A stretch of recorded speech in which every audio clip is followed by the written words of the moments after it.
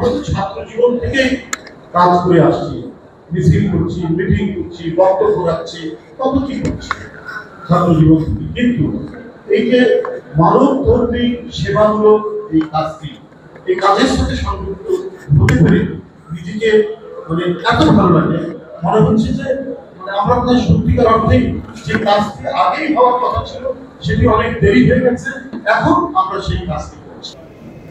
বিসমিল্লাহির রহমানির রহিম। আজকের আমরা বিএনপি পরিবার কর্তৃক আয়োজিত আজকের এই অনুষ্ঠানের সম্মানিত সভাপতি, মঞ্চে উপস্থিত জনাব রুহুল কবির রিজভী, উপস্থিত আমরা বিএনপি পরিবারের মঞ্চে উপস্থিত নেতৃবৃন্দ, আমার সামনে উপস্থিত স্বৈরাচার বিরোধী আন্দোলনে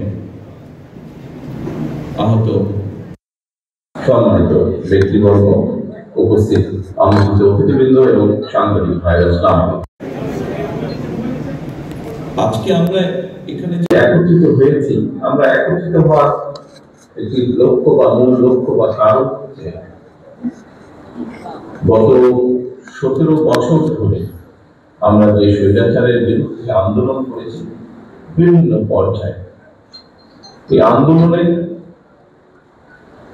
মানুষ তার অধিকার ফিরে পাওয়ার জন্য যে আন্দোলন করেছে, মানুষ তার কথা বলার অধিকার ফিরে পাওয়ার জন্য যে আন্দোলন করেছে, সেই আন্দোলনে যারা বিভিন্নভাবে ক্ষতিগ্রস্ত হয়েছেন, সেরকম কিছু সংখ্যক, খুব অল্প সংখ্যক কয়েকজন মানুষকে পাশে দাঁড়ানোর যে চেষ্টা, যে প্রচেষ্টা আমাদের, তারই অংশ হিসেবে আজকে আমরা এখানে উপস্থিত হয়েছি।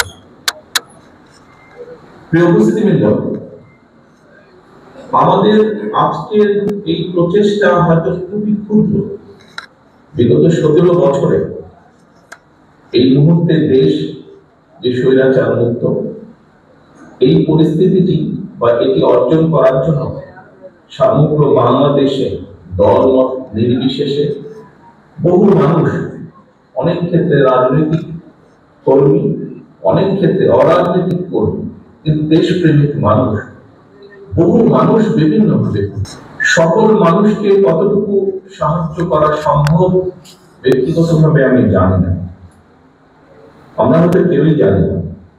তবে যে মানুষগুলো ক্ষতিগ্রস্ত হয়েছে, যারা শহীদ হয়েছেন তারা তো চলে গিয়েছে, তাদের পরিবার রয়ে গিয়েছে, তাদের পরিবারের সদস্যরা এখনো আছে।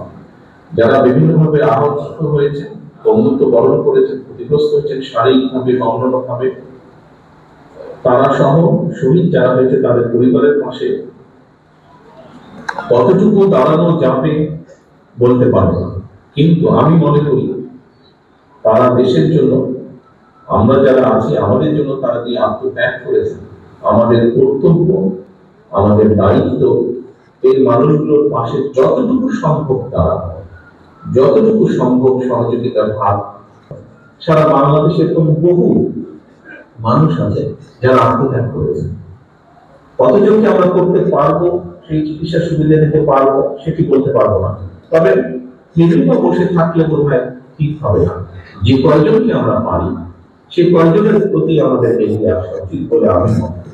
এবং শুধু রাজনৈতিক দল হিসেবে নয়, শুধু একজন ব্যক্তি হিসেবে আমি আজকে আহ্বান করব সমাজের প্রতিটি মানুষকে, যাদের যতটুকু সমর্থন আছে, যাদের যতটুকু সাধ্য আছে, সেই সাধ্য অনুযায়ী তারা যদি এগিয়ে আসেন, আমরা বহু মানুষকে সাহায্য করতে সক্ষম হব।